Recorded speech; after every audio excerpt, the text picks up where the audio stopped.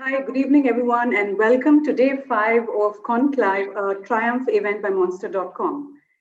Monster.com, as you know, is an online career portal that provides the right job for job seekers and the right profiles to employers. And at Monster, we're committed to building a more diverse and inclusive environment for all.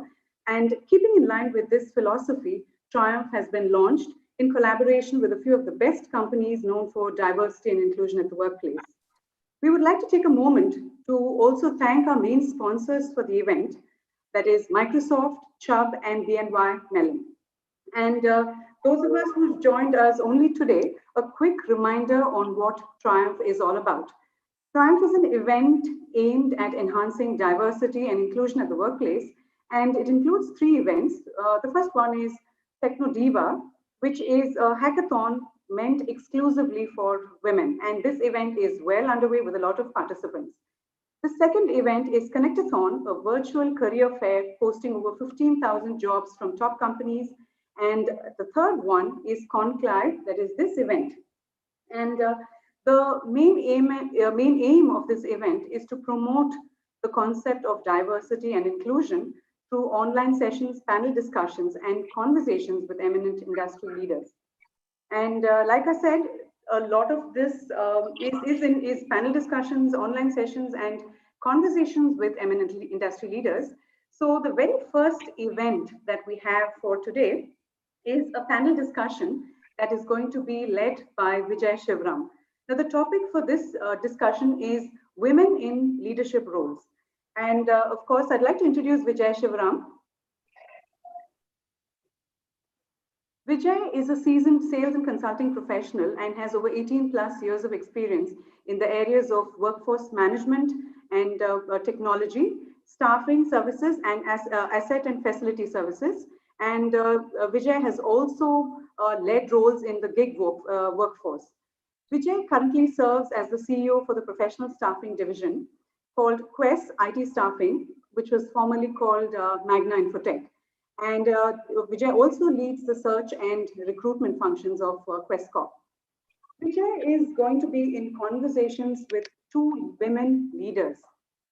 The first one is Vishaka. Vishaka RM has she's in fact held India First Life as its MD and CEO since March 2015.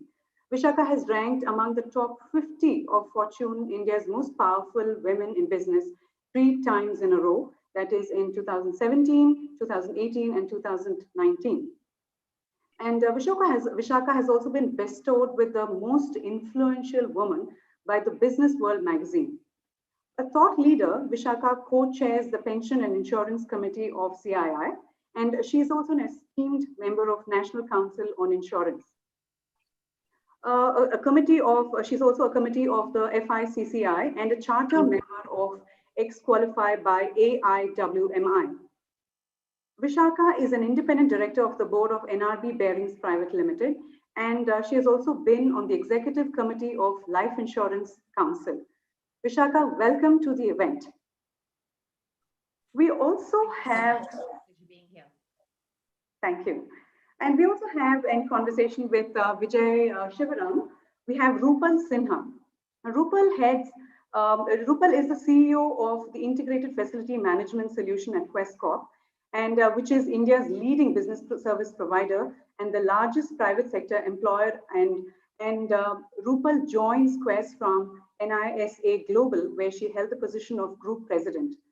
Rupal is also a non-executive board member of the Indian subsidiary of British group, OnCam Granite Inc., and a specialized technology group in video analytics. Rupal brings with her over 23 years of experience and knowledge in handling mergers, acquisitions, and startup operations in new countries. And I'd like to welcome Rupal and Vishaka for this event. Vijay, over to you. Thank you so much, Vidya. It's an absolute pleasure to be on this event. I think Monsters DNI event, that's the T.R.I.U.M.P.H event. I think it's just brought together some amazing leaders in the industry, and I couldn't be even more proud to host two of the best. So it's an absolute pleasure and honor to host both Vishaka and Rupal today. Thank you so much for joining in, and thanks again, Vidya, for setting the tone right. So, one of the things that I told Vishaka and Rupal when I was first working with them, I told them that this event's going to be all about what leadership in itself is all about. And I thought I'll go straight in and dive into the focus area of what got them here. What is the leadership journey that they have taken? So I'll start off with you, Vishaka. And you have been a role model for many years now. People look up to you, the journey that you have taken. And the journey, I'm sure, has always been amazing for you. But I'm sure it's also had enough challenges that's come through. So I would, just to set the tone and just to set context right of women in leadership, would like to hear your journey, your leadership journey over the years, and how you have seen mold yourself into the leader that you are today. Thank you so much, Vijay. Pleasure being here completely. And thank you for saying I'm a role model. I don't think of myself like that. I just think of myself doing an honest day's job every day, every single day, consistently. When I've heard, as I have been growing up, and I've heard other women leaders talk about their successes and trivialize challenges that they had faced, I used to always wonder, how did these people really make it without challenges? I realized that, as I'm here now, after 34 years of service, you tend to trivialize your challenges because focusing on them and playing the victim does not enable you to move forward. Okay. So I'm going to try and do that balance of not trivializing challenges, because people who are hearing me are obviously going through challenges. In hindsight and in retrospect, that doesn't seem so big. But at that point in time, it can consume you completely. And I just wanted to get that perspective there and say challenges, I think, is completely age dependent and depends on your evolution as you go forward, as you keep learning. My earliest challenges were when I became a mother. I'm sure there are lots of people in the audience today who are yet to become mothers or who are becoming mothers. I'm going to call out the challenge that I have termed as hormonal challenge. Okay. Those are hormones. You cannot avoid them. You will feel anxious. You will feel Motherhood is the only reason why you were created in the first place. And all that I urge people to remember is that those are hormones and they will go away. You will find your own identity. And then you will say, hold on, why did I think I was only created to be a mother? So please understand that that is for a duration of time. Deal with it appropriately. Don't give up your career. Don't give up your ambitions because of that phase called hormonal challenges. Okay, where it's impossible to leave your crying child and focus on a board meeting. So I'll just put that as one stage. Then I'll talk about your gender bias challenges. Okay, which can really get you down. You know, there are people who will say, "Oh, you got here because you're a woman." I mean, I remember that happened to me even as recently as when I became a CEO in 2015. And a gentleman who was on my board turned around and said, if all of you are familiar with Hindi, because he actually said that in Hindi, he said, आजकल तो लड़कियां सीढ़ी चढ़ के नहीं आती, escalator पकड़ के आती है. And I was like, sir, I'm 50 years old. I'm a chartered accountant by qualification. I have worked for 25, 30 years.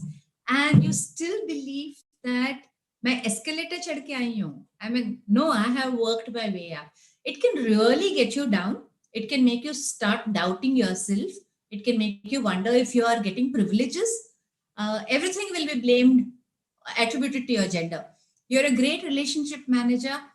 You have advantages of your gender. That's why you're good at relationship management. So I call that gender challenges. Okay. And then, of course, you have all the ongoing challenges of your balancing your work and family and balancing your internal priorities, balancing all those internal voices, which will pull you in 10 directions. That is general challenges. So I will say that those are the three broad categories that I classify challenges into.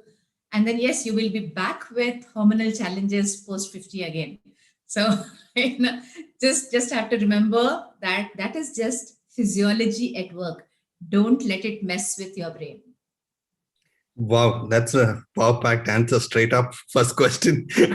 I'm sure the audience looking forward to the rest of the questions. Rupal, you know, I'll just pick one point on the fact of challenges which Vishakha was bringing. I've seen you work up close. I've always seen you look at challenges in the form of opportunities, and your leadership journey is also just has been stupendous in the way you've handled large portfolios, you handle multivariate groups and industries. How is your leadership journey?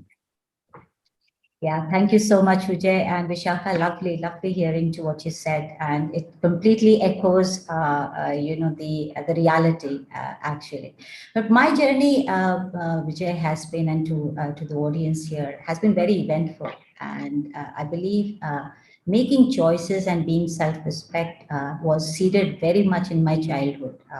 You know, from the parenting that I got. And from there, you know, challenges have been all the time. And if you don't have a challenge, how do you recognize yourself? I mean, how do you recognize what your achievements are if you don't face the challenges? And I went through, my journey has a slightly different perspective, because I got married at a very early stage, and I completed my study after that. So much so that when I was doing my when I was studying my strategic management in Stanford, that also happened after marriage. So a very you know, supportive family, a supportive husband, and I think we decided our choices.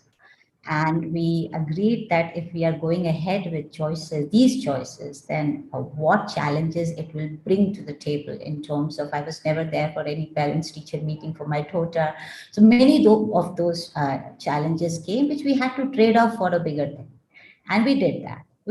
And I think this is something we expect people that make your choice and be firm. You know, right partner in your life is very important. You know, that's very much in your hand to choose. Right organization, you know, walk away from the organization which doesn't give the freedom that you're looking for to anyone. And I'm making a gender neutral statement there.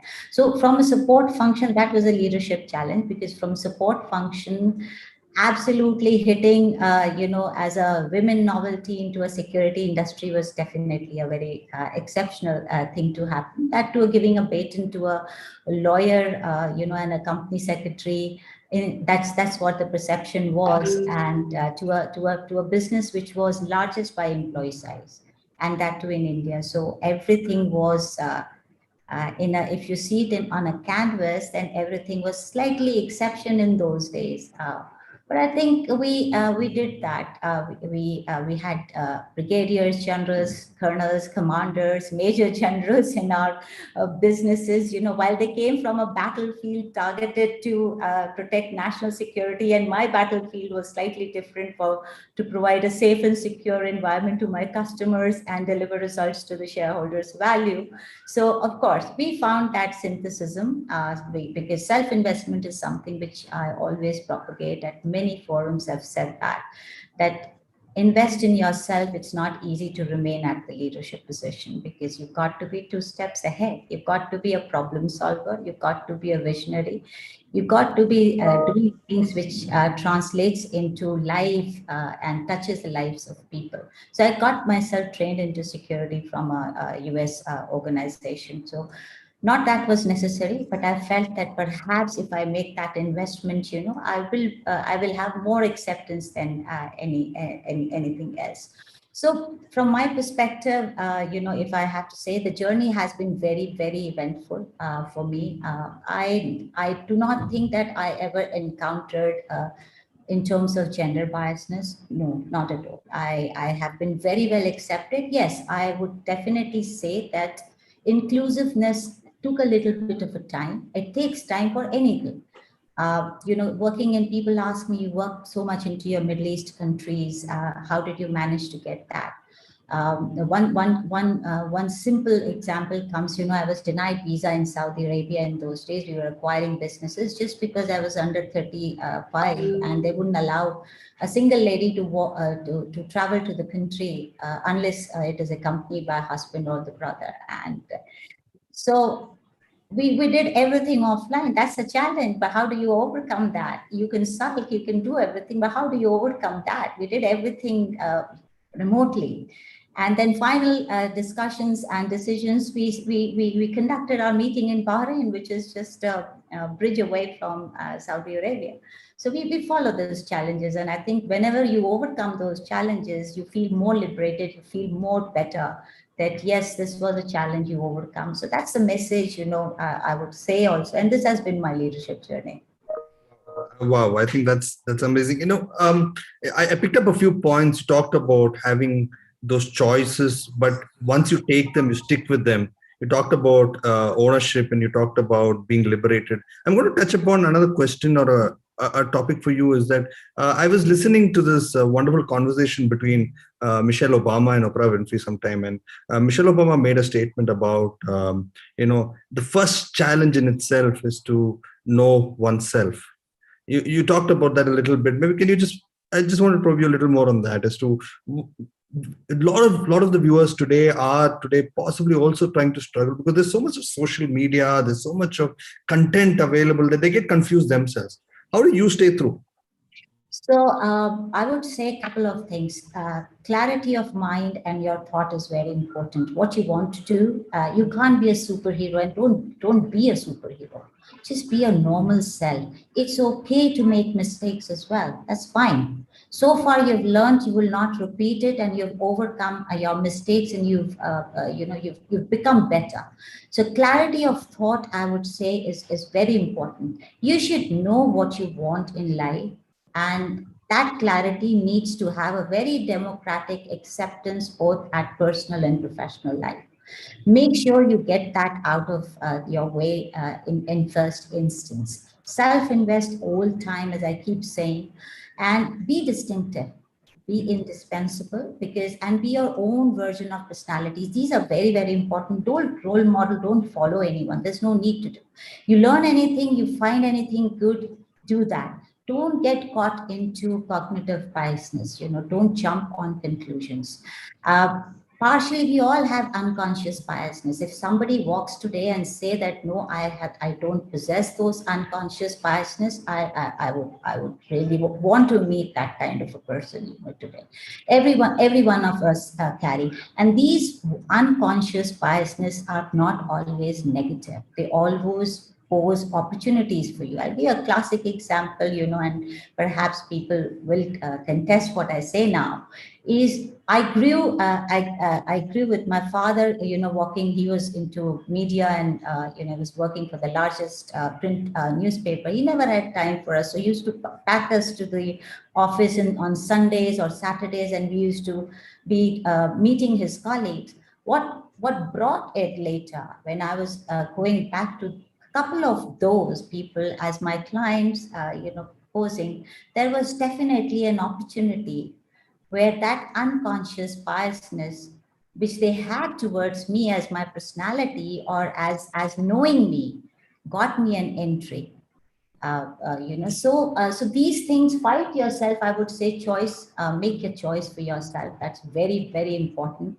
And always try to create and be part of whatever you can, whatever small big you are. And I'm not saying everyone here on the audience is a leader, but what you are a leader is on your own thought process. If you have a command on your thought process, everything else falls in place.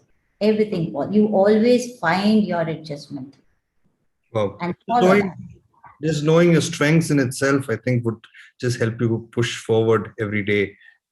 Great. I think, Vishaka, you run an organization in an industry which is disrupting in itself every day. You know, insurance is one of the oldest industries in the book. It's going through a huge format of disruption. So in this course of, when every leader is going through these formats, how do you find time to discover yourself? Because I'm sure you have to rediscover every time and throughout your journey as well. Yeah, thanks for saying that, you know, because you know, as Rupal was speaking, and I was thinking to myself, I said, it's interesting when you say, you know, clarity of mind and discover what you want and stay there. You really can't, you know, because as you rightly said, it's a rediscovering. But I think I get what her essence is, and I think if what I took away and I resonate with that is know your values, okay, and I think those values normally don't change irrespective of where you grow. So whether, you know, if your values are honesty, if your values are ethics, integrity, then those are what define you. When it comes to thought process and role models, you know, I have a slightly different opinion, because maybe because you know, I have been from a pre-computer generation to you know, mobile phone to social media to the internet to the social media generation. So I've basically traversed that entire journey and seen probably 5 generations. Sorry, I'm not that old, but it's just the technology has evolved so fast. And it has been a very conscious on the go. You know, I know that in office today, I can give a run to the youngest member in terms of understanding technology.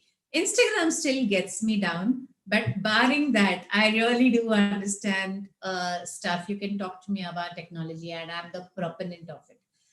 Some, just like values in an individual, some things in insurance don't change, and which is the fundamental pooling of risks. And the biggest challenge that insurance has got now is, how are we going to adjust to the hyper personalized world, which is what we're all moving into, when the fundamental concept of insurance is on pooling of risks?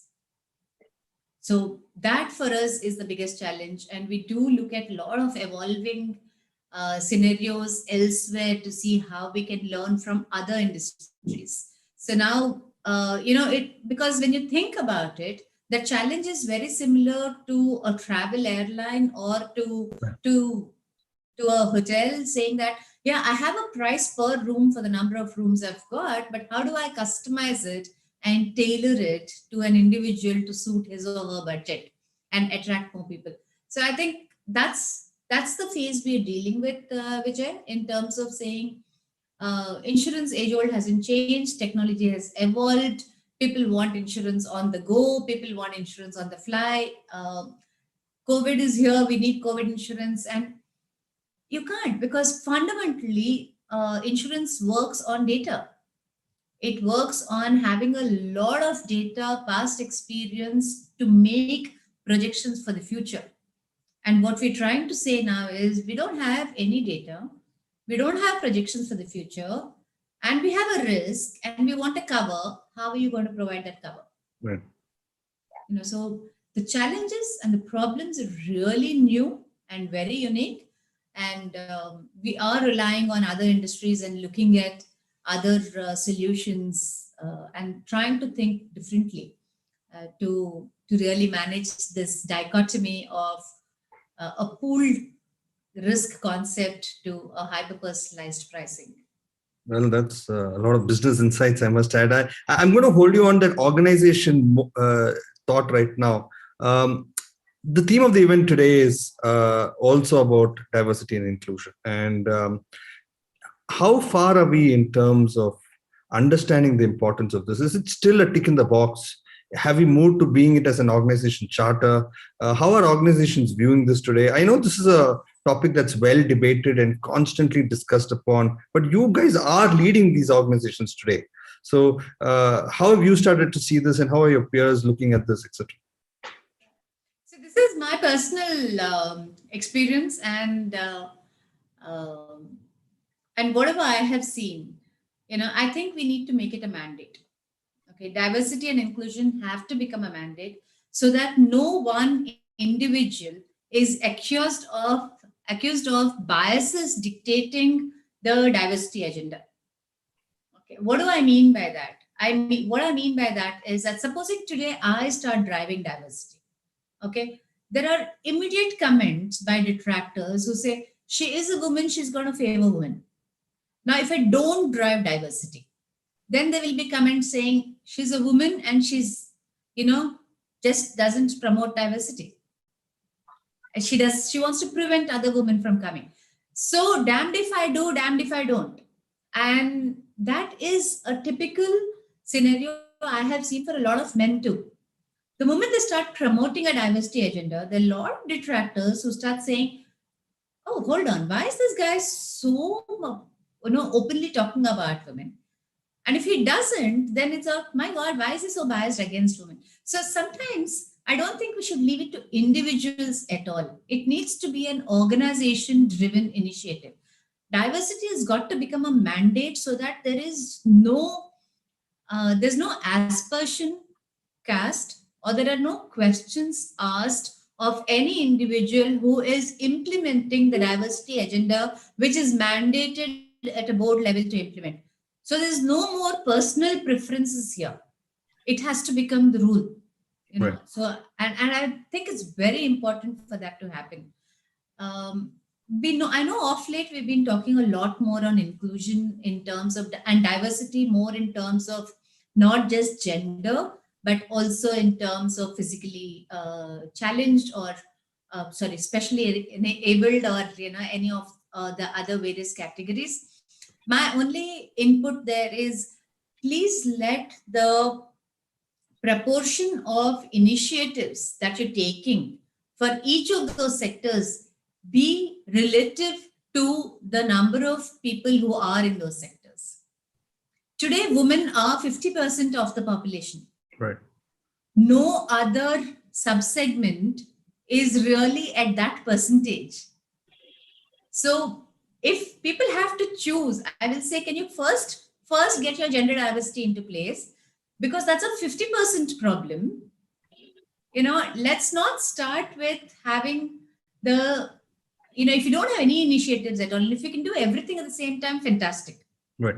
Get everything there. Okay. But if you want to pick only one, can you at least start with the gender diversity that's staring at you and which is so easy to solve? Interesting. I'm just going to pick up a tangent on that because one of the things to also ensure that an organization implements this is also awareness, right, across the levels, right? So, Rupal, coming to you, you lead organizations which have which cuts across various forms of workers, blue collar, white collar, yellow collar, you name the collars, you have run all of them today. And in that space, how do you try to keep up and make sure that this is also the core agenda? Because there are, you lead the security services business, which could be maybe a little more than male dominant. You lead the facility business, which could be the other way around. How do you keep a balance on all this? You're on mute. Rupal, you're on mute. Yeah, can you hear me now? Yes. Yeah, all right. So yes, for our business, especially in security and facility management, though if I have to give you statistics today, not the best of the statistics, but in terms of gender diversity, if I have to just take one form of diversity, we are close to 27% of our direct workforce is women. In terms of leadership, women leadership, of course, 16% are holding, not at the CEO level, but our leadership has that kind of bandwidth, and it's increasing because diversity and inclusion is seen as a focused area, and it's built around 4-5 different pillars. Psychological being one of them, economical being one of them, gender being one of them. So these are a couple of, areas which, and education, of course, being one of them.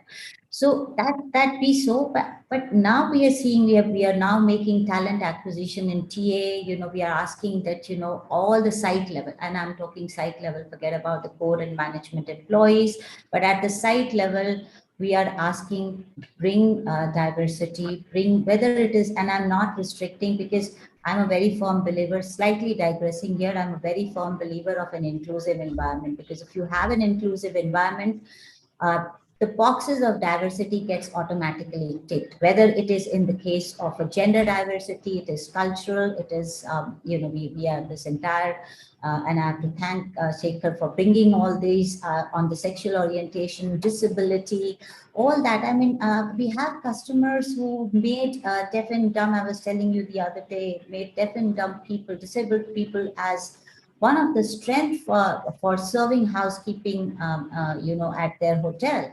I mean, look at, so world is changing, people are accepting. So for me, I see a very inclusive environment, and instead of DNI, I believe, and we have practiced, because in our Middle East environment, when we were working, we had at a given point of time, we had 38 nationalities working together.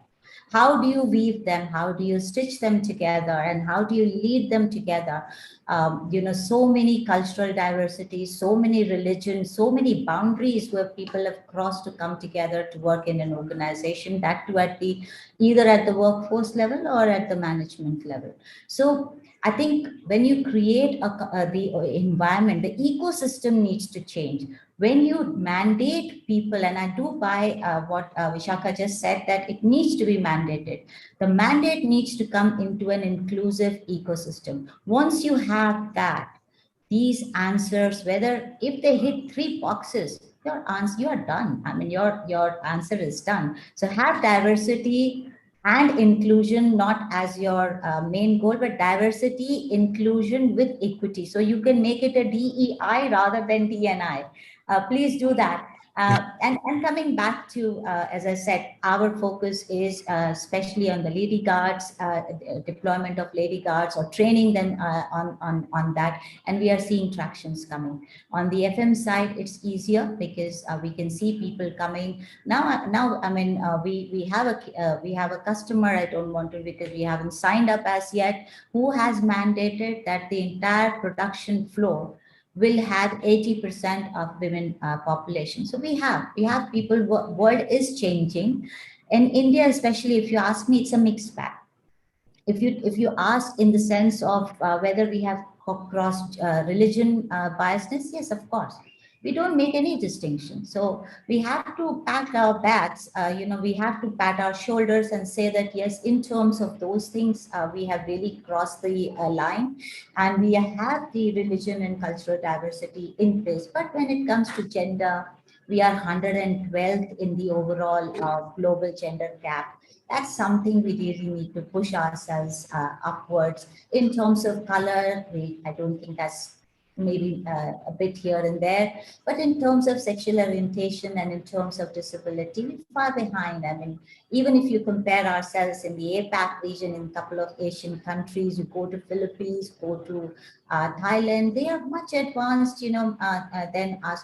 But we have made the start. We've made the start, and thanks to a couple of big, large organizations, big leaders who have really taken it as a KPI on their sleeve, on their mandates, and they are driving it, focusedly. So I think we'll get there. We are slightly behind, but we'll get there.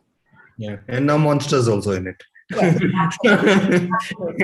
Anyways, I know that we are running out of time, but I want to ask one question to both of you, and I'll start with Drupal and I'll end with you, Vishaka.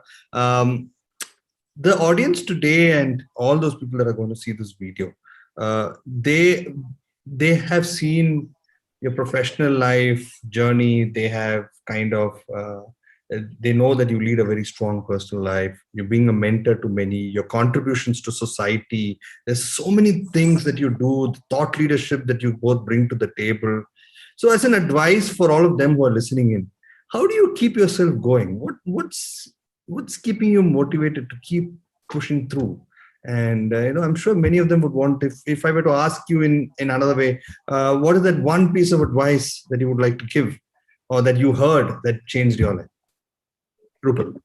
All right. So it's not an advice, and I said that very recently in one of the other platform where people were asking me. I read a couple of things of maybe certain things which come out of me. Maybe you might have read somewhere else. But two things must. It's must make the principle of 3C. Consider, decide on your choice. Practice on those choices, because you've got to give yourself that chance to practice that choice. Very, very important. And that I said that, you'll have plenty of trade-off. If you don't do these two, you'll never change. Now, second thing, I've always believed, even till date, I don't mind being mentored by people. I love being mentored by people. I love people guiding me, thinking, if I get stuck, I don't mind knocking the door and asking in my entire life cycle, because at a very young age, I was given the position of, an MD role came at a very young age. I always had a mentor on my side whom I can lean back, whom I can talk back, because more and more to go upwards at the leadership position, more and more it's a lonely position. You need someone to talk, right? And the audience here, which is a large here, I would say that please change yourself. Make change as constant. It's very, very crucial that you do it. And find a mentor for yourself. That's very, very crucial. So these two things are very, very important, which kept me going. And every night when I sleep, Vijay, I remind myself, my God, अब बहुत कम समय रह गया और बहुत कुछ करना है. So I get motivated. Next morning, I again write a few things. How many lives can I touch more? I made my daughter go and become the brand ambassador at T.R.I.U.M.P.H Foundation, which is run by Kiran Bedi, because I wanted her to see the life of unprivileged. And today, she's an ambassador for the education sector in Delhi. And she sends a lot of people to do the work. So how many lives we can touch, how many changes can we make, it drives me maximum. Wow, I think concept amazing. So Vishaka, to you, I think you also, so much happening in this space, in with COVID around, etc. Yet you have to lead from front. You sit on the boards of many organizations. You also active in various thought leadership forums, etc. So how do you keep yourself going? Yeah, no, I think very, very similar, as Rupal was ending, I was like, oh my God, those were my three things. Like, saying it is really all about wanting to make a difference. You can be born and you can die and leave no mark in this world, or you can choose to be counted and create an impact. Are you leaving behind some legacy? What is the difference that you can make? what's the mark you can leave behind, and what's the impact that you can create. I think those are the things that are a constant challenge, and the constant motivator to do something more, to do something, to leave a mark behind, to leave a legacy behind. You know, Otherwise, what's the point of life? And it isn't about what job you do. It isn't about whether you become a CEO or not. It isn't about any of that. It is about doing the best that you can in the circumstances that you have. And I think as long as I have given it my best, I think I'm done. COVID specifically actually brought out the point that you just spoke about, Vijay. It's on motivation. And there was a point in time, I remember, when I was getting up to do a town hall to the team. We were absolutely in the throes. We had no idea what was going on. We didn't know. There was fear, there was uncertainty. And that's when I woke up in the morning and said, Vishakha, a CEO gets paid to stay motivated and to motivate people. I really, and I think that was for me the first time that I actually understood the importance of being self-motivated. Right. Because extrinsic and intrinsic motivators extrinsic motivators always means that your control is with somebody else. Intrinsic motivators is about you knowing and you being motivated to deliver. And I think that's what it is about. Do you have the desire to make an impact? Do you have the desire to be the best version of yourself? Do you have the desire to do everything that you were born to do and you're capable of doing? Oh, I think, I was told once that, that as many as extrinsic motivators that you might find, there will be as many demotivators as well. And the only thing that will work in your favor is your own self-motivation. I think bang on that. And thank you to both of you. Like I said, it's an honor. It's a pleasure. I think what both of you bring to the table, not just to the DNI event at Triumph at Monster, but is also that you bring passion to your jobs every day that keeps a lot of houses, taken care of. And I can't thank you enough for whatever you do. So it's an absolute pleasure. Thank you so much for being here today. And do take care. Be safe. Vidya, over to you.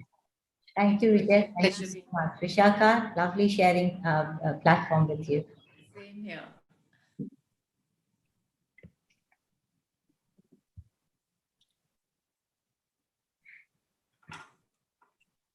Vidya, over to you.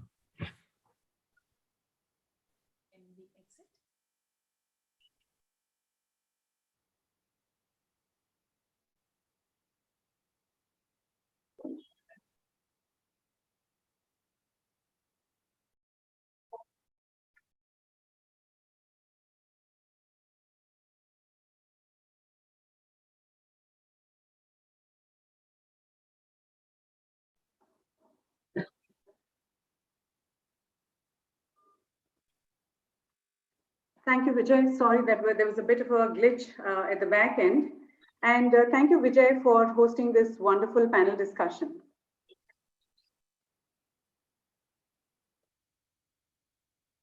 So next up, we have a very interesting event called Take It Easy.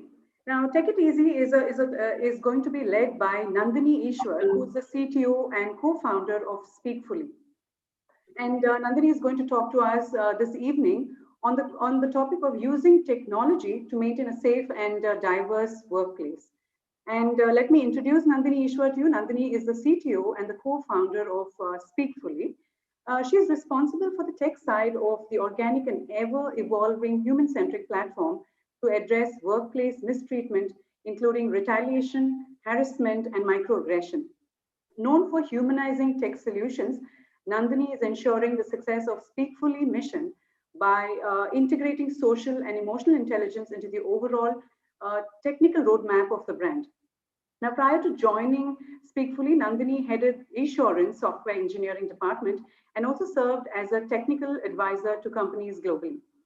Nandini is a passionate proponent of women in STEM, and Nandini supports access to diverse talents while enabling women to grow and learn to their fullest potential.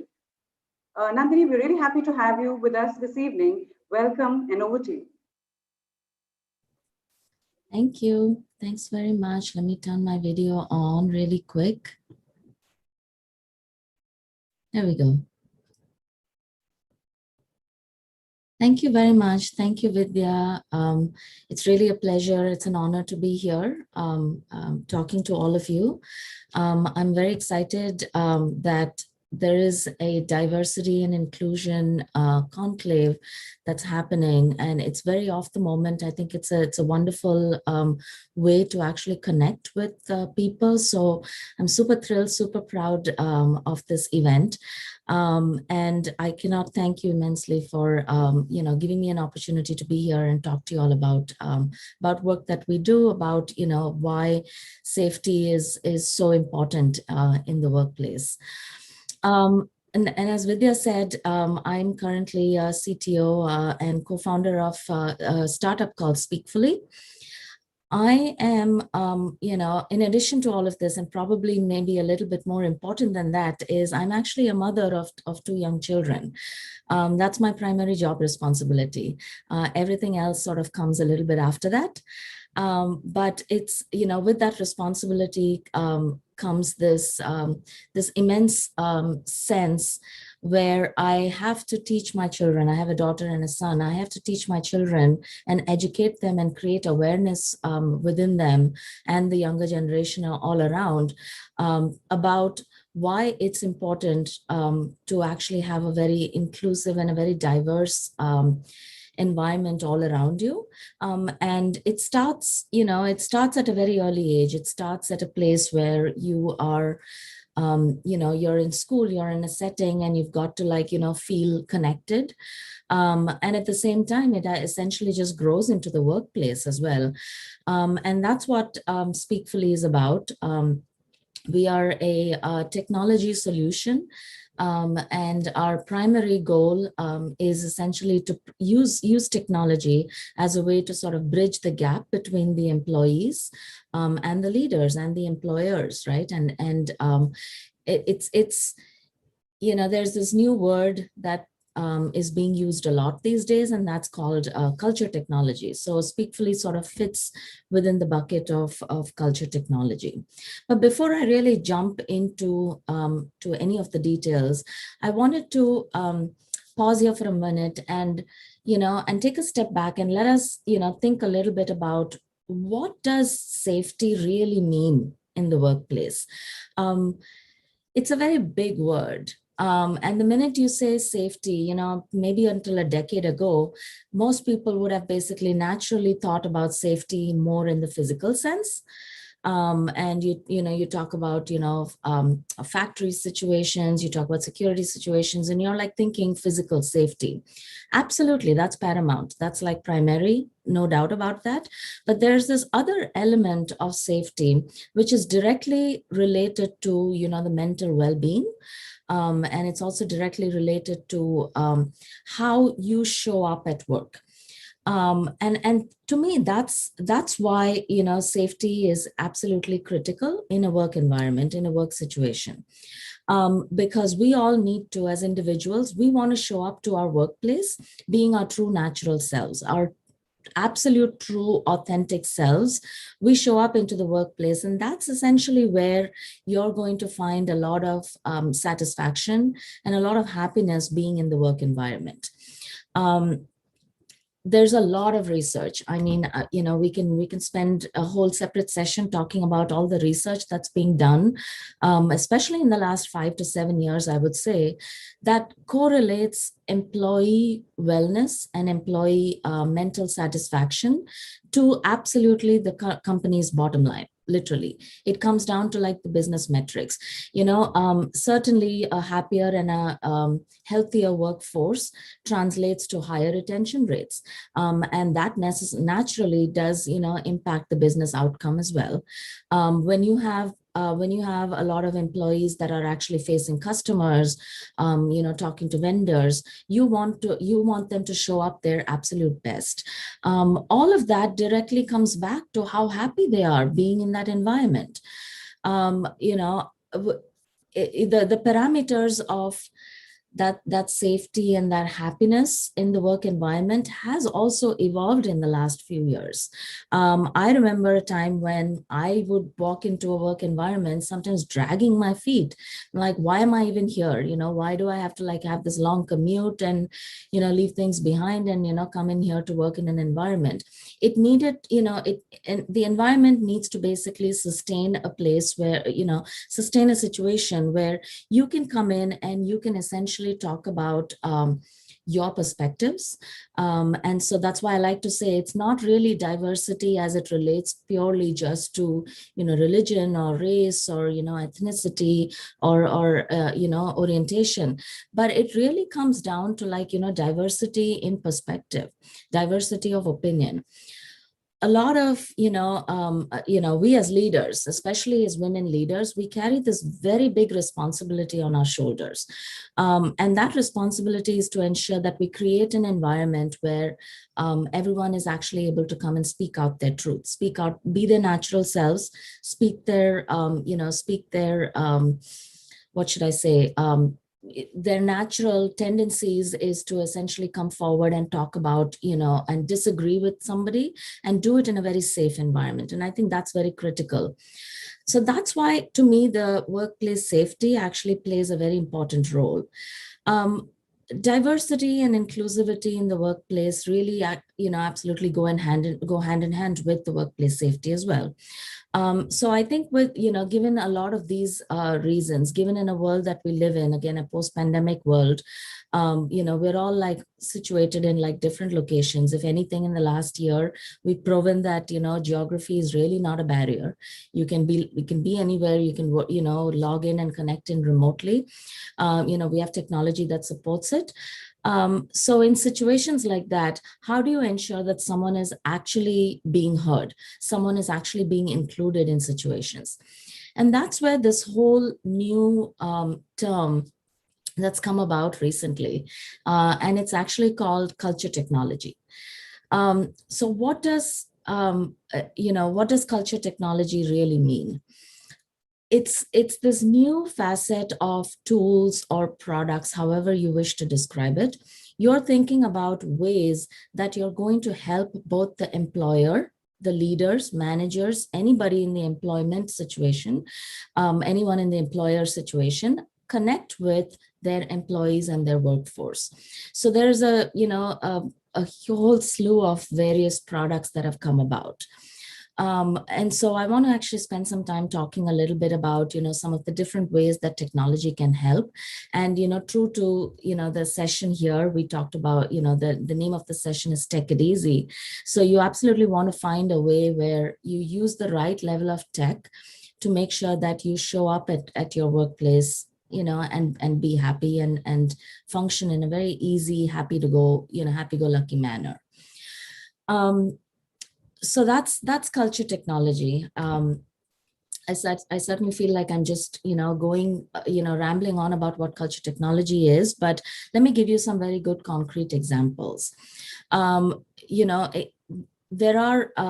There's again technology where you can use it as a medium to communicate with your leadership teams. And now, where does this communication or the healthy communication angle come from? It comes from a place where you should feel as an employee, there are lots of people who are listening here who are applying to various jobs or, part of the whole Monster India community. You've got to have a sense of understanding of what level of tech the company really uses and how are they actually using it. It's really not just about, what the tech is, it's about how well they're actually using it. Are we using products as a way of like creating the barrier between, the two groups, or are we doing it more where we're allowing the level of collaboration? And I was saying this to a client recently the other day. As the workforce emerges, as the demographic changes, we are finding ourselves at a situation as tech leaders, we're finding ourselves in a situation where we understand that every employee has a different way of communicating and a different preference of how they actually want to reach out and speak up. Some of them would like to do things anonymously. Some of them would like to reach out and, provide more real-time feedback. Some of them may actually say, listen, I'm touchless, I don't want you to keep sending me multiple pulse surveys. I will answer once a year. That's enough for me. But there's, again, the polar opposite person who essentially says, no, reach out to me every day. I'd like to give you my feedback every day and receive feedback every day. So, we're talking about a tool or a platform that essentially should be able to embody all of those different emotions that exist in the workforce, and being able to find ways to actually connect all of it together. So to me, it's really about creating that emotional quotient, finding that way and apply it to technology, and that's when you actually have a winning product, something that people will use, something that people will engage with. So there are various examples of that. So there are whistleblower hotlines. That's, again, another example of culture technology, where people can come in and say, look, I've seen something, I want to say something about it. Someone's being mistreated. Someone is really being, retaliated against. Don't keep quiet. I think now we are in the day and age where, you don't have to take a lot of these things. You have to have the natural, willingness to also just stand up and speak up fearlessly. And that's what we're really going for with this whole world of, culture tech. So I wanted to give you an example. Again, Speakfully is one of our, is the product that, is my company. And what we're doing there is creating an environment where people are able to naturally communicate with each other, and they can choose to do so in multiple ways. If they'd like to just reach out and give a one-off feedback, then they can do so. But if they would like to essentially say, look, I want to file a very formal complaint about, harassment or some level of mistreatment, they can do that as well. This is just one of the many examples that fall under the culture technology. To me, I think this is paramount, and it's essentially had this big shift in the way that the work environments function. You've got to, as leaders, as employers, you have to have the right level of data and metrics to sit down and actually understand how employees are actually engaging with you as the employer. So I think the data is also a very critical element of it. And you're seeing that in a lot of new products that are coming about, where they're actually leveraging data to understand and create that human connection. You don't want, tech, the natural use of any technology product is obviously efficiency, obviously speed. You want things to be automated these days. You're hearing a lot of those buzzwords, but you have to also remember that something like that just focuses purely or just on speed or automation or efficiency can actually create a very polarized polarized workforce. And the intention is actually the opposite of that. So you want to be able to see what are some of the binding metrics. Are people actually it would be actually very valuable to a manager if they can actually understand from their workforce in a very timely manner and say, here are some of the metrics that I know are going to measure diversity and inclusivity. Are people able to voice their opinion? Are people feeling heard?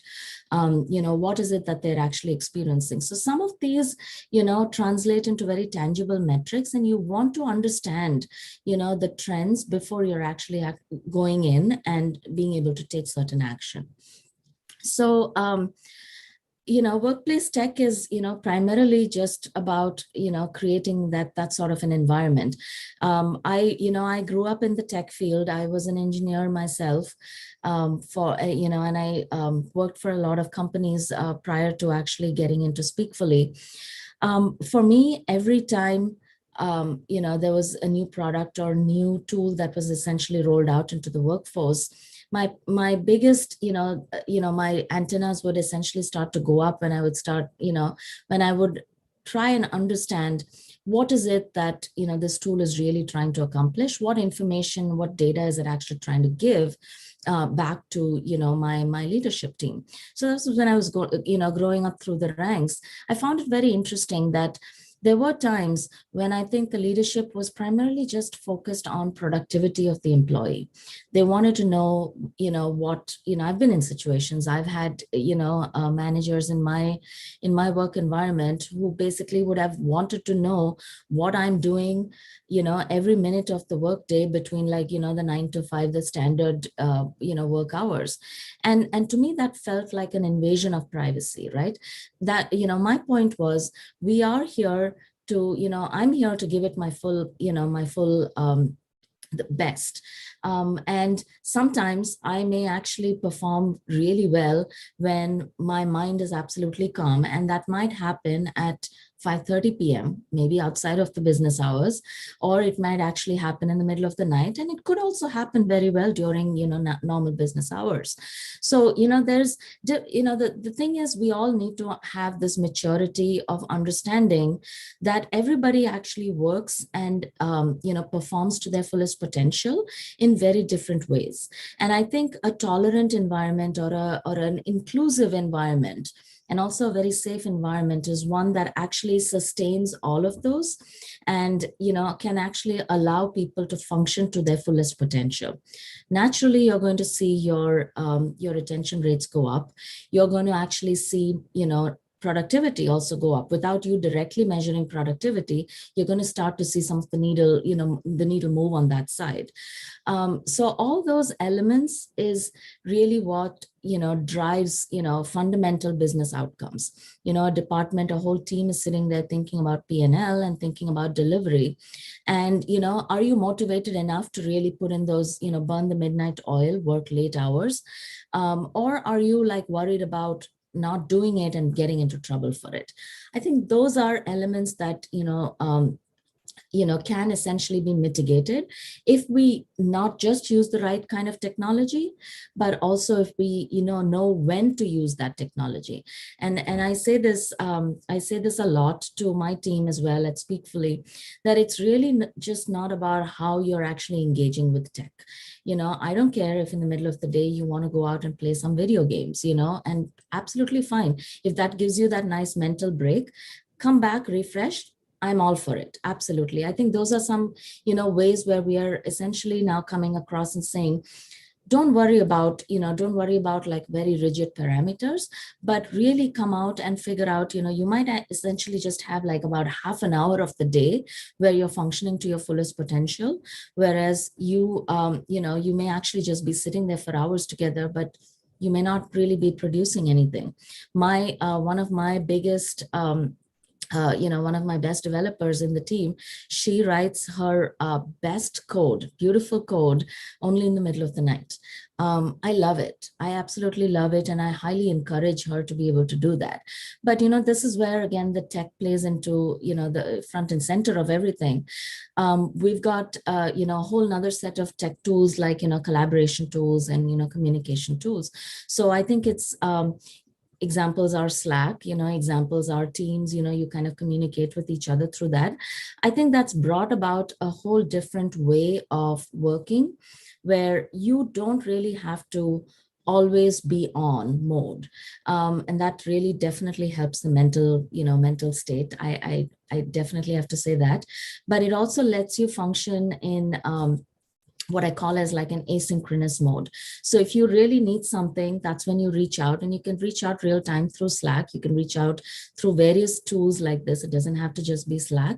And then you get what you need. You collaborate with your other peers, other members in the team, get what's needed, get the questions answered, and then really function from that point onwards.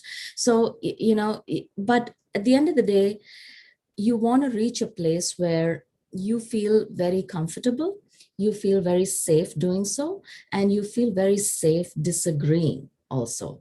And this is, I recently read a very interesting quote. I think she was, I think there was this author, and she's also, I believe, a photographer, Wendy Jade. I read a wonderful quote by her that says, an environment that is really not safe to disagree is not an environment of growth. It's actually an environment that's focused on control.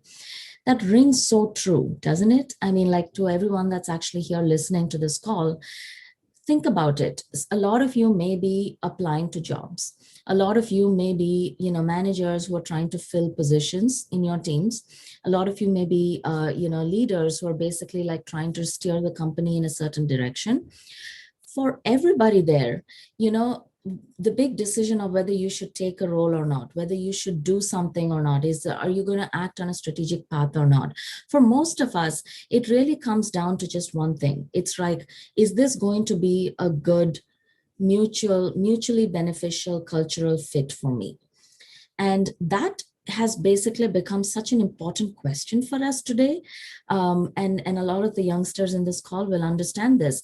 Before you join a company, before you take on a role, you're now starting to think about, culture as like, one of the primary decision factors before you're essentially going to even apply to a role. I see that all the time. I see that in the younger demographics so much. It's very different from, when I was applying to jobs. For me, criteria was very different. A lot of you here may even, relate to that.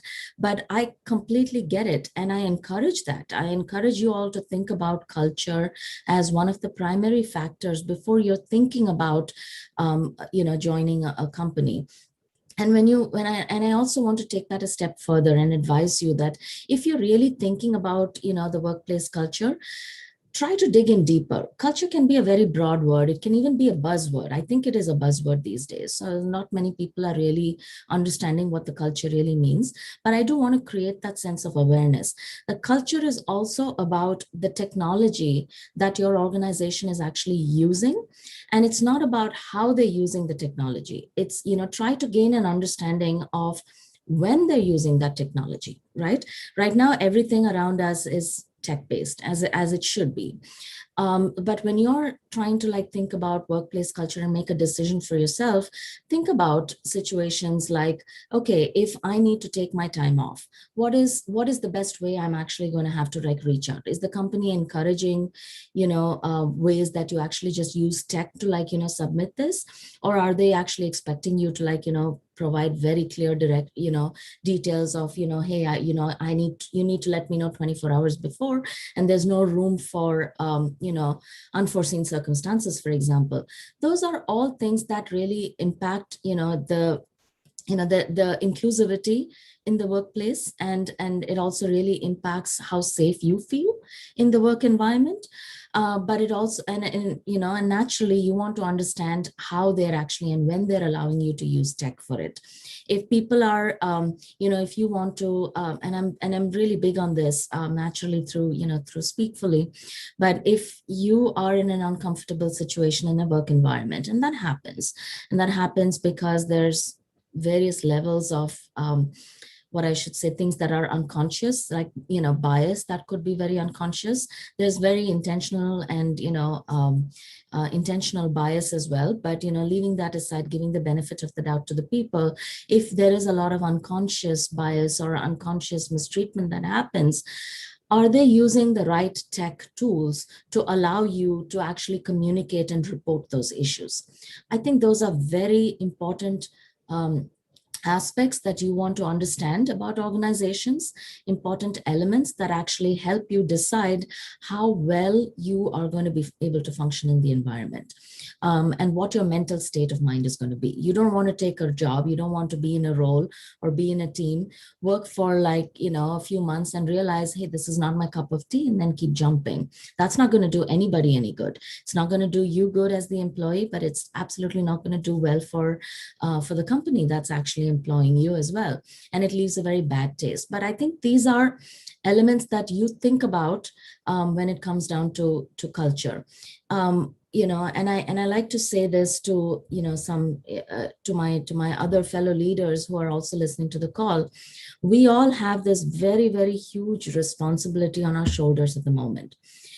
Think about the world that we're living in today. We are actually, in a post-pandemic situation where we have really come to this, very harsh understanding that anything can change any minute. I think everybody here is, going to naturally agree to this. But being in such a vulnerable situation, it's okay for us as leaders to really kind of step up and show a sense of vulnerability as leaders, and also show a sense of interest in making sure that we are supporting the right level of technology and applying it to very human situations. And I think that responsibility, I think, is huge, and that's something that we cannot absolutely shrug away from. Whether we are really trying to just purely innovate tech products, or we could simply just be advocates for tech products. But we've got to be able to tackle the whole DE&I situation, the D&I head first, really, by making sure that we are using the right best practices for not just the hows of the tech products, but also the whens of the tech product. It's, the how and the what, certainly, yes, it's important, but I assume that we cross a lot of those barriers. But to me, the when, to use the right level of technology, and when you actually use it to reach out and make that nice emotional connection with your employees, I think that's actually very, very big. So, I kind of want to pause here and let everybody on take a lot of this. I think I've spoken a lot for like probably 20-25 minutes here, but I leave you with the thought of understanding that well-being, employee well-being, the wellness aspect is a very, very strategic and actually a very critical element. And that's what's going to actually drive the success of the organization. So, and keep in mind that using the right technology can actually be the huge catalyst that actually plays a role in achieving that goal. So I will, Vidya, I'm going to just pause here. I know we have about 5 minutes on the clock, but I'll pause here to see if there may be any questions or any thoughts that people want to talk about. Yes, of course, Nandini. And what I was thinking was, you've done something so wonderful, bringing two concepts which are normally thought of as being at two ends of a spectrum, technology and, human emotions. I think that's a brilliant and a wonderful idea. Actually, I was quite curious, Nandini, how did you come up with this name, Speakfully? I can. It's a very interesting question. No one's asked me that so far, but I cannot really take credit for Speakfully. We, when we actually got this off the ground, we did engage with, with a marketing company, and the big emotion that we wanted to really get out was, people need to hear the name of the tool, and they need to really understand what it does and how it creates that connection. And like you said, that emotional connect to the use of tech, I think that's a very unique thing that needs to happen. So a name like, we wanted it to be small, short, catchy, but it also resonates with the fundamental theme of the company, which is you have to really speak your truth, and you got to speak yourself fully. You don't want to say some bits and pieces of information, because that doesn't help your HR teams and your leadership team to really help you if they only and take action. So you obviously want to come out and speak fully, speak to your full capacity. And I think that's how the name was born. Right. In fact, I was, in my mind thinking it was, something parallel to thoughtfully and speakfully. But yeah, you've given me a different insight altogether on this. Yeah, for sure. Nandini, we have time for one more question. Sure. This largely deals with, adult human emotions, and particularly at the workplace. Have you ever explored the possibility of, taking this to parents, and parents particularly of young children? Because what I've seen, of late, and I'm a mother of a young child too, children are surprisingly going through emotions, of that of adults these days. Have you ever thought about this, Nandini? Yeah, we have. And, I think, when you think about the concept of creating that emotional connect to feel safe at the end of the day, that's the goal, right? You want to be able to feel safe, and you want to report, and come forward and talk about various issues without really having any sense of fear. And I said this earlier in the conversation too. It's like I have we all as mothers have this huge sense of responsibility towards our children to be able to teach that. So this concept of, speak fully can actually apply to many situations. It can apply to like young children. It can apply to like school going children. It can apply to institutions that, educational institutions, where you're sort of like nurturing a sense of safety right from the very young age. And you want them to actually grow up having some of those values and knowing that, creating that diverse perspective and, diversity of opinion, that they should be able to come forward and speak their opinion. I think that certainly applies there. Speakfully itself also applies to any individual, does not necessarily just tie to an organization, but any individual who's experiencing, personal level of mistreatment, and unfortunately, that's a very harsh truth, and it's a reality that we all are aware of. So if you're, in a situation where you're dealing with some level of abuse, you can use Speakfully to like, document what's going on. So, and it's a safe place for you. It's very therapeutic. One, you can actually just go in and write stuff. And, you can also like make it very action oriented, add your evidence of various situations and take it to the right level of authority so they can actually like, take good action. So I think it applies as a concept, most definitely. And I think very importantly to children. I agree with that. Right. Thank you, Nandini, for having taken us through such an interesting concept. And I'm sure you came up with the topic, Take It Easy, as well. Again, can't take credit for it. Vanisha was, she was basically like spearheading the whole thing, and she's been such a wonderful partner. So she had some ideas, and this one totally appealed to me. So we went with the Take It Easy concept. Right.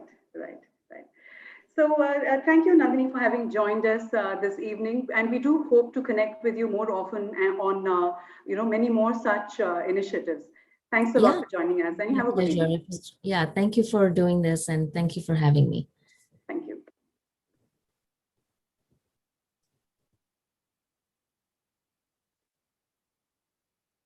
So now we come to a very interesting part of today's event, and a very much awaited one at that.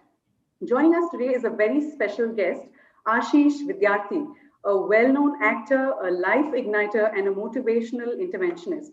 Now, Ashish needs no introduction, but there's still so much to share about this versatile actor and motivational speaker. Ashish Vidyarthi is a national award-winning actor who has worked in movies spanning 11 languages in over 200 films. And I'm sure, a lot of us may not have realized this, but Ashish had started his acting career as early as 1986 in the film Anand, and has had a brilliant career in acting since then. Now, from being an actor, Ashish has reinvented himself successfully in an additional avatar of being a prolific speaker and a motivational interventionist. With his igniting talks and bespoke motivational workshops, he has impacted the lives of working professionals from over 200 organizations across the globe. Ashish is also the co-founder of Ashish Vidyarthi and Associates, Avid Minor, which primarily focuses on interactive programs customized for organizations. Today, Ashish is here with us to talk on disappearing walls and unshackling possibilities. Ashish, we're super excited to have you with us this evening. Welcome, and over to you.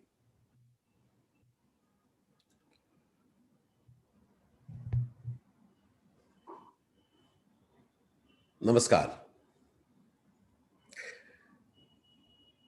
And I'm looking slightly different from what is expected. I'm not looking like.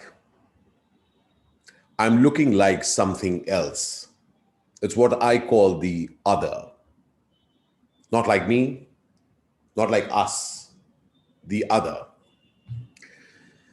Consider for a moment, dear friends, the conversation that I'm going to engage with you is the other conversation. The other conversation. Diversity, inclusion. Including whom? People who are diverse from me, who are others. They're not me.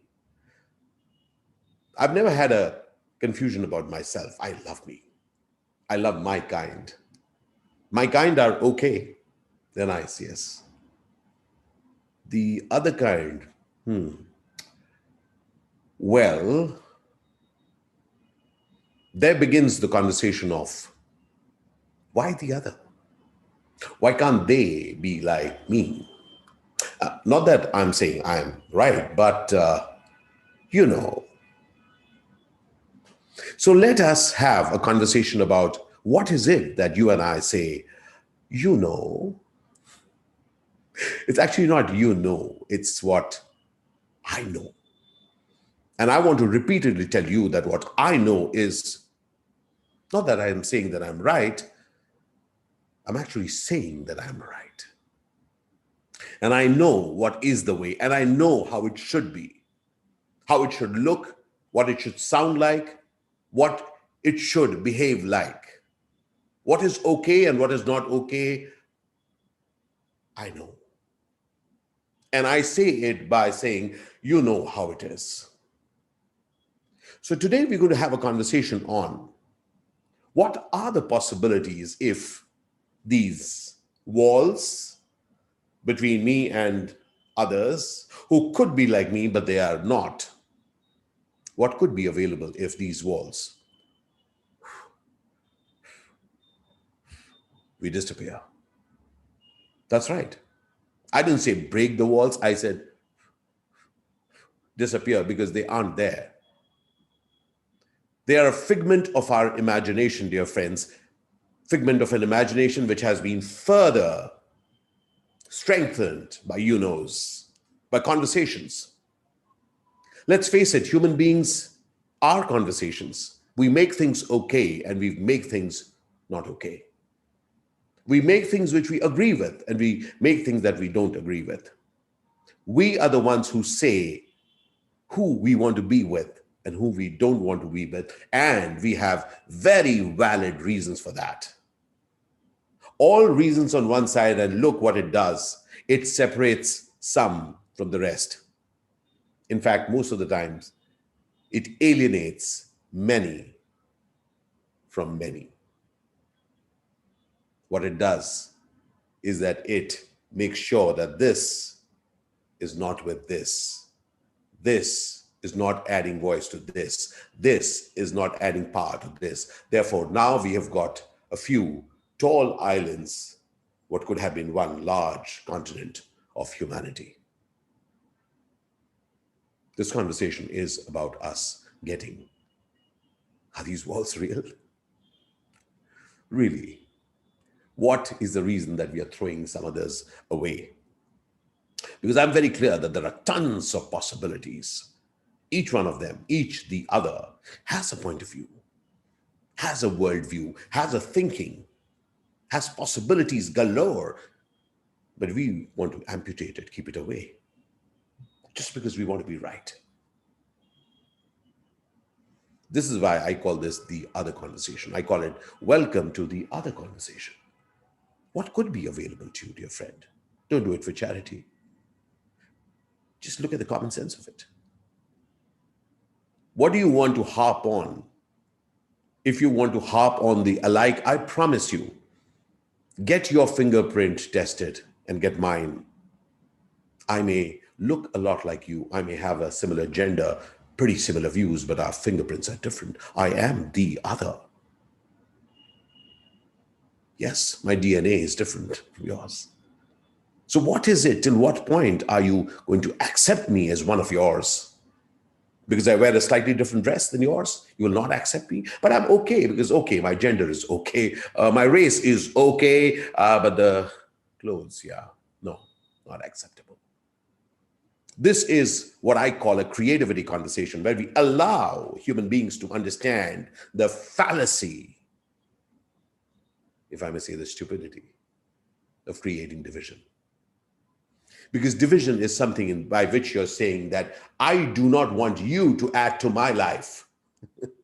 That's what we are doing. We are saying, hey, I don't want you to add to my voice. I do not want you to add to life itself. I don't want you to add to me. You are separate. You are the other. Yes, my friend. That's what each one of us are doing when we push away a set just by saying that they are the other. Now let's just look at it. What happens if the other becomes a part of me? Or if I say, what if I realize that the other was never not a part of me. Well, in Indian philosophy, we have called, in the philosophy of Advait, we know that we are connected to each atom. Each atom is a part of me, and I am part of each atom.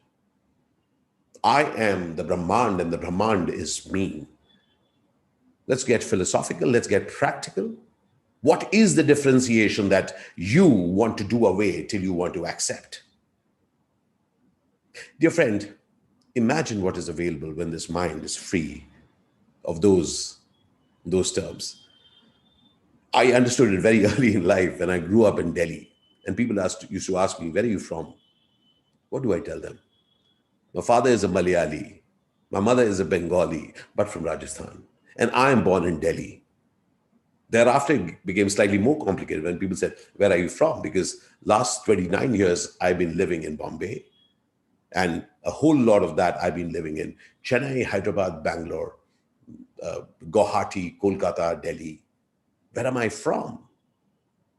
What is it that will allow me to tell you that I'm from here, so therefore I am yours and I'm not theirs? I discovered many years back, I am an actor. I'm not a Hindi actor. I'm not an English actor, not a Kannada, Malayalam, Telugu actor. I'm an actor, and I can flow. I can flow from one place to the other. I am here to create and generate value. That's who I am. Welcome to a world of human beings, my friend, where you and I are connected by our beingness. What would allow each one of us to connect with each other's beingness so that there is no separation? Because this separation only creates losers. Losers on all sides. And along with loss comes pain.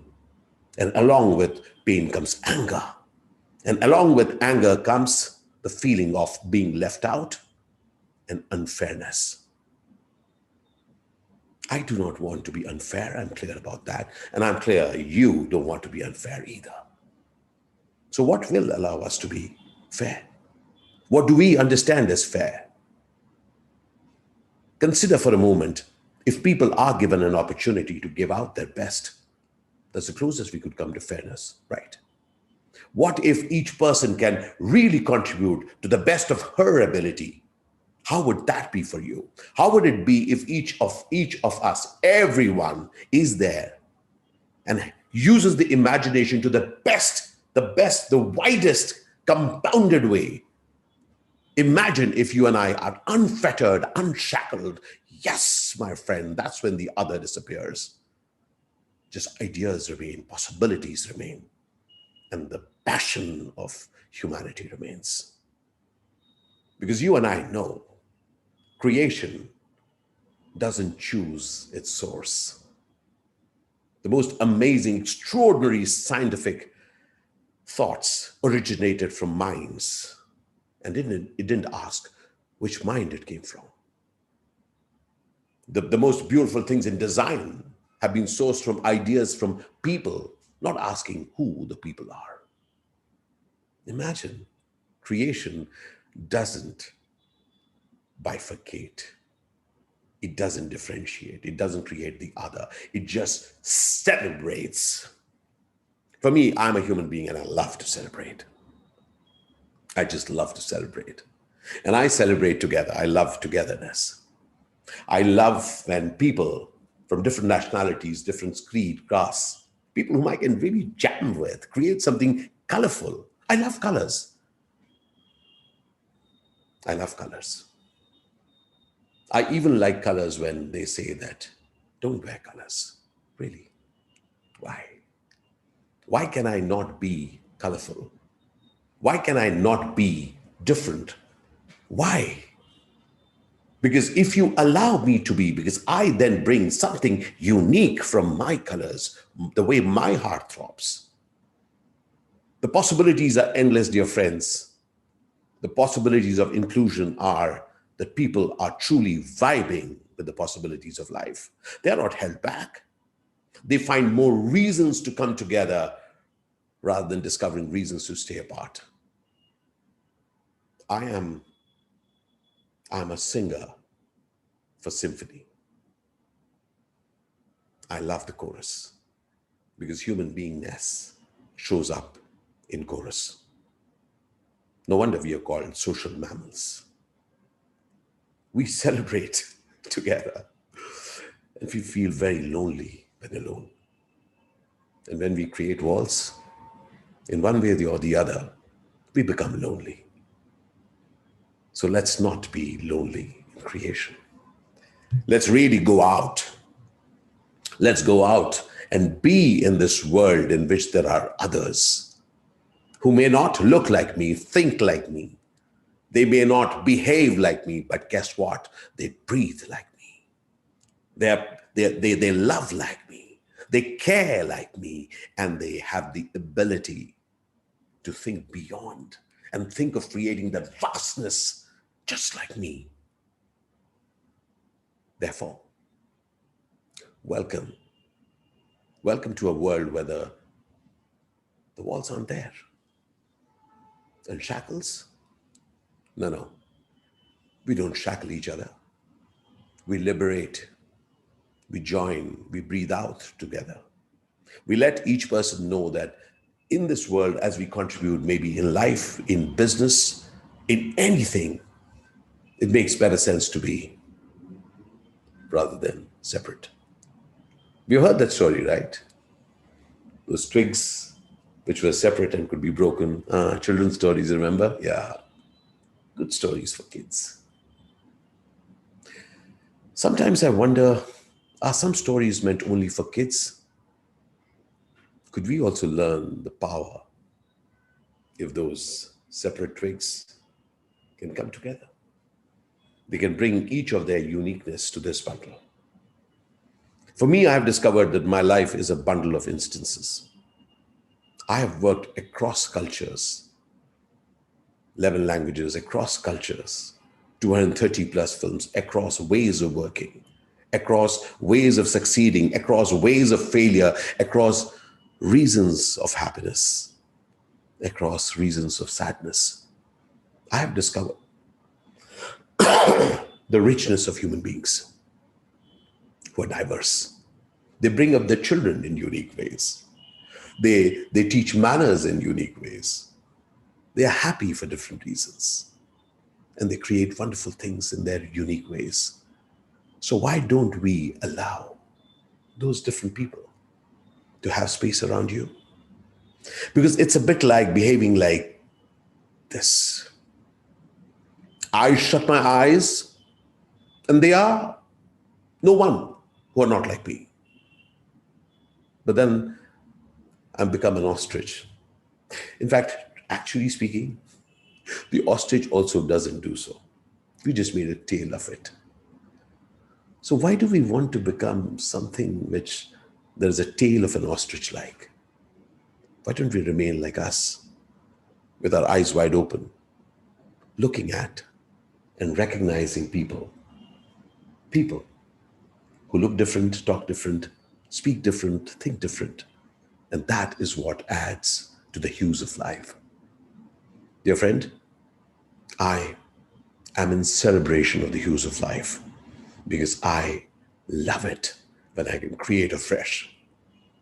Through the journey of my life, I have discovered, as I have traveled through various professions, as I've traveled through various illustrations of myself, as I've invented and reinvented myself, I had to engage in diverse conversations with myself. I had to include what was earlier not part of my conversation. Be it an actor, say a Hindi film actor, to an actor across languages, I had to break some walls and discovered there were no walls to break. It was just the movement of me across, moving on, creating afresh. And from there, when a few years back, I started interacting and said that there is more to me. I'm also an actor, also a father, also a traveler, also a husband, also a communicator. I discovered, hey, I'm not just be trapped, just that I'm an actor, because I'm free. But what will people say? Oh, yes, they will say.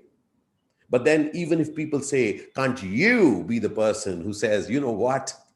I get what you're saying, but I see something else. So be the voice. Be the voice who says something else because you see something else, because you value something else. Dear friend, this world belongs to them who dare to see what others don't. This world belongs to them who dare to think what they actually think, but are scared to speak of. We are different. As I said, check my fingerprints and yours.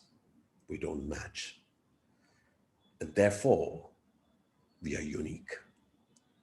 So the other is actually a unique, just like you are and I am a unique. Do you like to respect yourself? Do you like it? It feels great to feel respected. How will it be if you can make everyone feel the same way, like you feel for yourself? Vasudev Kutumbakam, this entire universe is part of my family. I love it when my family is happy. I love it when my family feels great with their life. I'm clear each member of this family has something unique to add to my life and to life itself. I celebrate life. I celebrate many. And many are unlike me. That's why I celebrate. Because I don't like a monotone. I like when there is symphony. So let the rainbow shine. Let the symphony play. Let us play our chords and have the gratitude to listen with grace when it plays. My name is Ashish Vidyarthi, and I'm open to questions.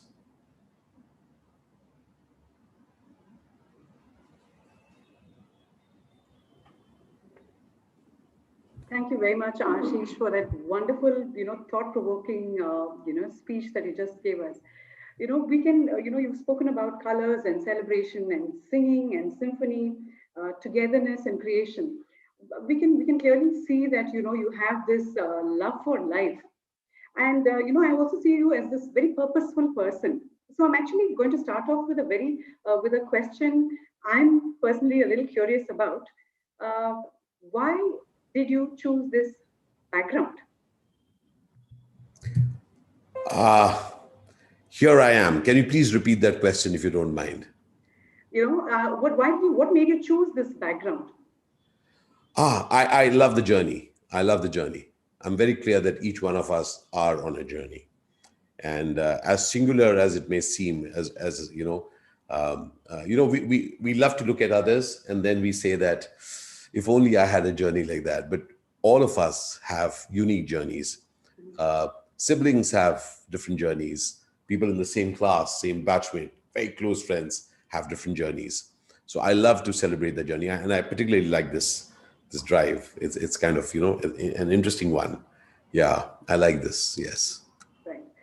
So Ashish, you had also told us that you did not in your career you did not really see any walls, but in either in your acting career or even in your the corporate side of it, have you ever felt there were walls that had existed but somehow you managed to deal with it, and if so, how did you deal with it?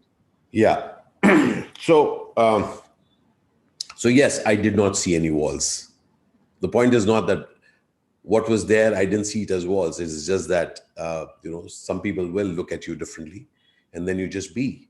And the entire idea, Vidya, of stepping out of home is that you step out from whatever you think is safe.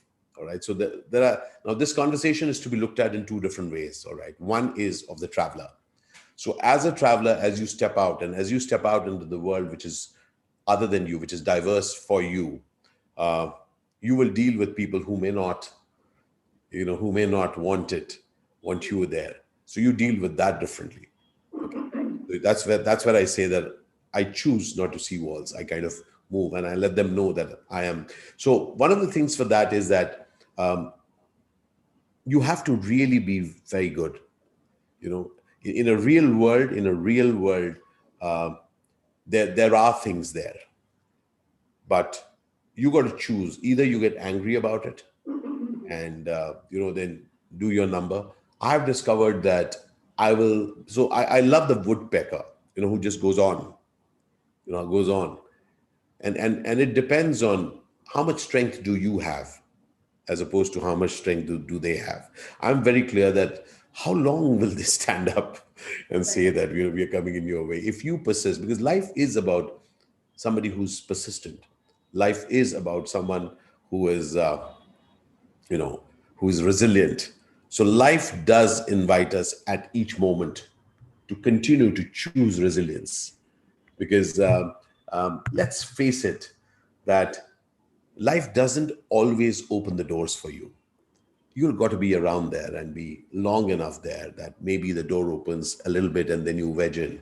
So that is one part of it. The other part is that you disappear certain conversations. I'll share that with you. A few years back, I was speaking at a large HR conference in Delhi.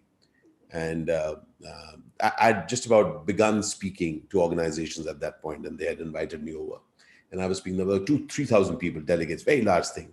So I was there for all the 4 days. And I used to move around, and everybody was seeing it and say, "Oh, how come you're here? How come you're here? And how many times can you answer?" I say, "Yeah, I've just been around," and all that. And then on the final day I was speaking, I was delivering the keynote. As I got there, as I got onto the stage, I said, "Hey, listen, I have to begin with answering one question. People have been asking me at different points that how come I'm here. So I just want to let you know, I know why you're asking this question, because this is your space. What is an actor doing there? Okay, I got that. But guess what? I'm here. All right. The question that I want to ask you is this: I agree, is your place. But what are the places which you say are not yours? Because in life, as we move, we will feel, okay, this is my place. They are my kind of people. I'm comfortable there. But that place is not mine. Guess what? Disappear it, my friend. We have to step out and get okay with the places and own the places. And I personally believe that each of us own the places, the next place that we visit, the next conversation that we are in, by the work that we put in, by the quality of what we offer. So therefore, the constant invitation for me is to step out of what you think is the only place you are okay with. Step out and create new possibilities where you never thought you could. Right. Ashish, it was a very interesting, parallel that I saw at the beginning, where you said walls can just be blown away, right? With just a slight tiny whisper where. And on the other hand, you also said that, there are woodpeckers, right? We may have to go be persistent. Sure. So I think there are a lot of people in this world who are more the woodpeckers than, who can easily blow away these walls. Yeah. What specific advice would you give to these, woodpeckers? So I would also want to share from the other point of view. So whenever there are many and there are fewer of the others, there's a hegemony of sorts which is created. And the other conversation that I was having is that imagine the many, when they kind of want to separate others as you're out, it is something here which they think is right, all right? That this is the only way. And it could be years of social inheritance. It could be things which are there, like mankind. What is humankind? It's mankind. It's those things which have been slowly dripped into us, which exist. And it could be things which are new, which, like, for example, gender conversation is very new to me, and I'm getting aware of it. Now, just imagine if I can be alert to it and see that, hey, listen, what is it that I'm holding on to? What is it that I'm holding on to which doesn't allow me to accept somebody else? For me, as an actor, also Vidya, the ability to look and allow the other to be part of my life is an absolute no-brainer, because as actors we play many roles. All right. So as you play many roles, at the core of it is you first understand, you first get empathize for that character. What is that character concerned about? What is that character's pain? All right. Now, the moment we get as a human being that each one of us likes to be understood, each one of us, I mean, anyone who's listening right now, we want to be understood. It's the most horrible thing, right? When you're misunderstood. They just don't understand me. I don't like to work here, but they don't know respect. Basically, they're saying that nobody is respecting who I am. Now, when you don't like it when you're disrespected, do you get what you're doing to others? And I'm very clear that none of us are blood-sucking vampires who would like to hurt people. But just the sensitivity to get the cost of behaving in a particular way, the cost of being casual towards any such thing. If one gets that part, it's liberating. It's liberating from both sides. I personally think that you need not unnecessarily be cast as a villain, so to say, because of an insensitivity of yours. And if you discover it, apologize, clean up, because there is no one in this world who will not make a mistake. For any reason, you may make a mistake. And if you come to know about it, own up and apologize. And therefore, see, what happens is when there is anger, then there's mud rubbing. Then there's, us against them. For me, I am forever looking at how will it be if we can actually get the value of together. And that's the kind of work that we do at Avid Miner, generating conversations where people get that any silo, even a silo in an organization, it's another silo. That's not my job, that's their job. Hey, listen, that's they are asking within also. So imagine if we can dissolve that culture. Imagine we get that we are part of the same and we throb for the same, and we'll die if a part of us dies. So that empathy is at the core of human belief. So actually it doesn't make any sense to separate others. It doesn't make any sense. So just the common sense of it. Why would you want to hurt anybody? Why would you want to hurt yourself? Right. So those are the kind of conversations that I love to engage in. Right. So Ashish, with Avid Miner, you have worked with hundreds of professionals and more than 200 organizations across the globe, right? You have, on one hand, you have your learners, in the audience. On the other hand, in your acting career, you have your fans. Have you ever been able to draw a parallel between, my fans and my learners? How does it work? I'd really like to know about that. Yeah. Well, till a few years back, people who used to approach me because of a role that they had seen, and there were quite a few of them roles. But now it feels and it's amazing. It's a great feeling, all your life as an act, when before you become well known, you want to be known. So it's you step out of anonymity and then people know you. It's a great feeling. But I promise you something, Vidya, that over the years when they stop me and just share with me that you came for an event of ours and we heard you speak and you did a workshop for us, it really worked well, or we watched a video of yours on YouTube or something like that. That's an amazing feeling, my friend. It's an extraordinary feeling. And I think that's what human beings, it makes us feel great when we've made a difference. Of course, entertaining is very fulfilling. You've touched people's hearts, grandmothers, grandfathers, grandchildren. People love it. That's a great feeling. Yes, of course, yeah. And then the other feeling that, you for someone that you could move the needle. And I'm really enjoying that because it's also requiring me to step up, to kind of, increase my ability to understand and comprehend. And therefore, as I step up, this is something which I believe in, that if any one of us wants to grow, then each one of us has to amplify our impact. And if any one of us wants to amplify our impact, all of us have to up our game. And in the upping of the game is what life is all about. That's what separates the fossil from the living.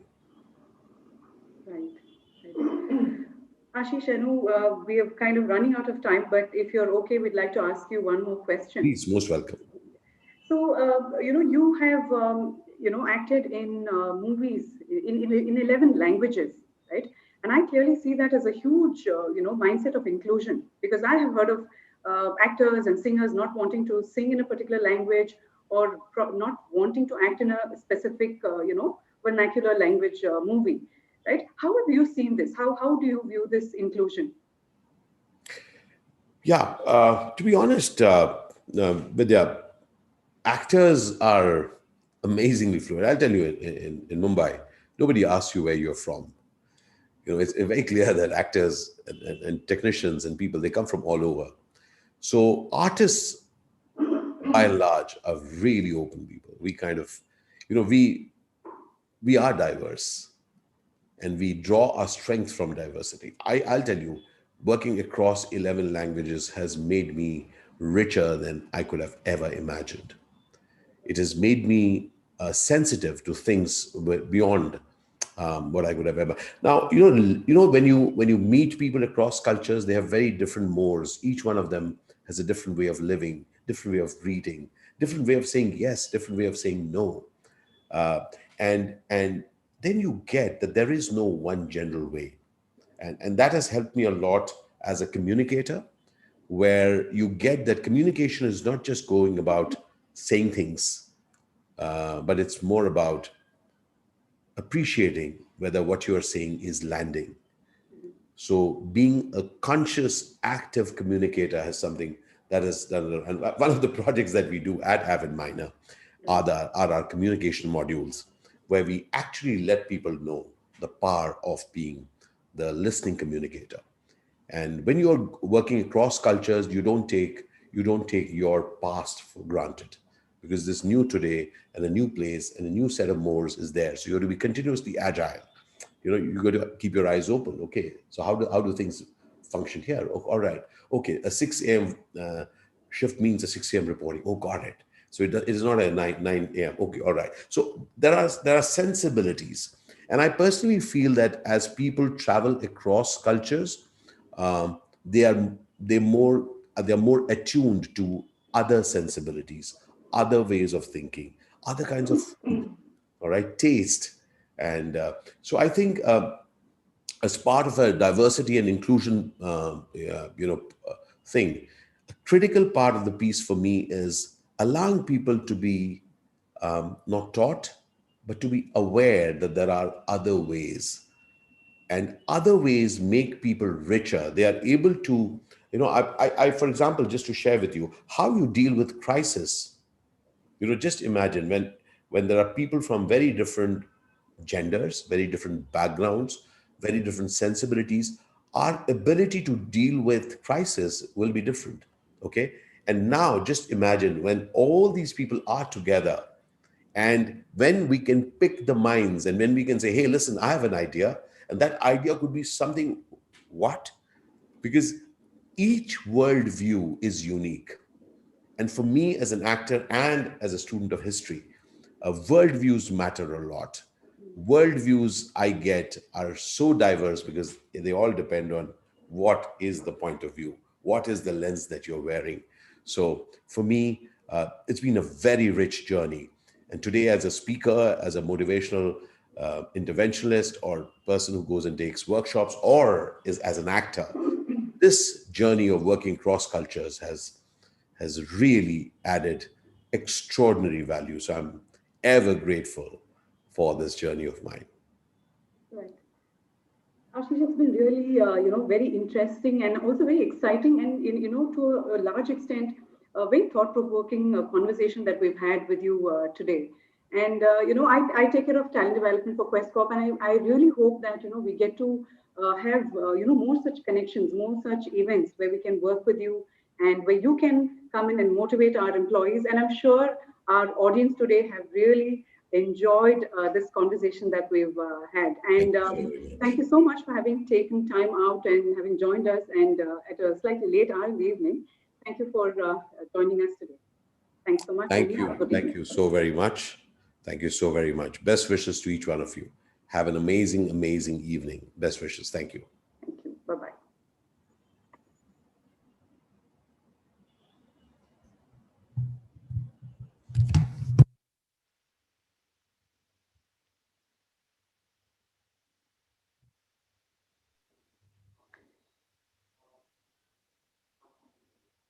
Right. With that, we come to the end of the entire, this exciting week called Conclave, where we've had panel discussions, conversations with so many fantastic speakers, and of course we cannot conclude this event without having Shekhar, our CEO, come in and address all of us, our audience, and the organization.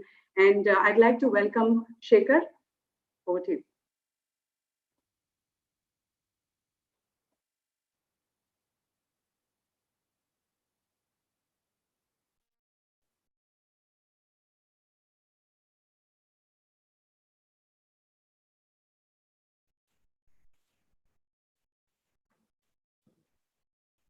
Thanks, Vidya, and a very good evening to everyone.